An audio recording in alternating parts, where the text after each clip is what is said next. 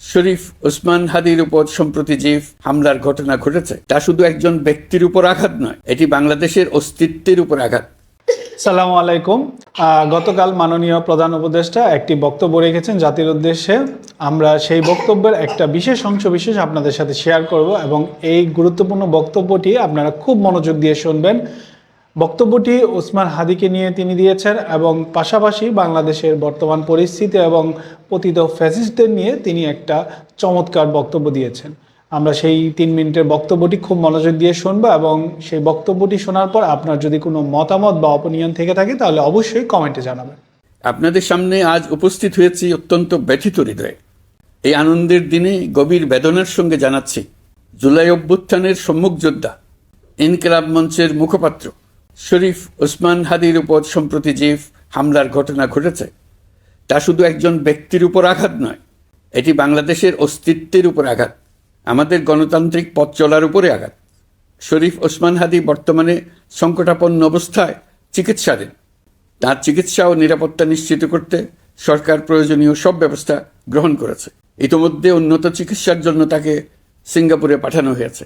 আপনারা তার জন্য মহান আল্লাহ তাআলার কাছে অন্তরের অন্তঃস্থল থেকে দোয়া করুন। সরকার এই ঘটনাকে অত্যন্ত গুরুত্বের সঙ্গে দেখছে। ঘটনার সঙ্গে জড়িতদের প্রাথমিকভাবে চিহ্নিত করা গেছে।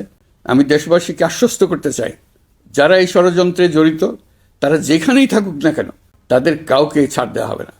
আমি পরিষ্কারভাবে বলতে চাই, পরাজিত শক্তি ফ্যাসিস্ট টেররিস্টদের এই অপচেষ্টা সম্পূর্ণভাবে ব্যর্থ করে দেওয়া হবে। ভয় দেখিয়ে, সন্ত্রাস ঘটিয়ে বা রক্ত ঝরিয়ে এদেশের গণতান্ত্রিক অগ্রযাত্রা কেউ থামাতে পারবে না। আপনাদের প্রতি আহ্বান জানাই, সংযম বজায় রাখুন, অপপ্রচার বা গুজবে কান দেবেন না। ফ্যাসিস্ট টেররিস্টরা যারা অস্থিরতা সৃষ্টি করতে চায়, আমরা অবশ্যই ঐক্যবদ্ধ হয়ে তাদের মোকাবেলা করব। তাদের ফাঁদে পা দেব না। পরাজিত ফ্যাসিস্ট শক্তি এদেশের পবিত্র মাটিতে আর কোনো দিন ফিরে আসবে না। প্রিয় দেশবাসী, আমাদের তরুণদের রক্ষা করুন, তাহলেই আমরা সবাই এবং আমাদের প্রিয় মাতৃভূমি রক্ষা পাবে। যারা দেশ ছেড়ে পালিয়ে গেছে তারা বুঝে গেছে তরুণ যোদ্ধারা তাদের পুনরুত্থানের পক্ষে ভীষণ রকম বাধা। এই অস্ত্রহীন, ভীতিহীন, ব্যক্তিগত স্বার্থ সম্বন্ধে সম্পূর্ণ উদাসীন দৈনন্দিন এই চেহারার ছেলে মেয়েদের নিয়ে তাদের সাংঘাতিক ভীতি। তাদের লক্ষ্য হলো নির্বাচন আসার আগেই পথের এই বাধাগুলো সরিয়ে ফেলা, নিজেদের রাজত্ব আবার কায়েম করা।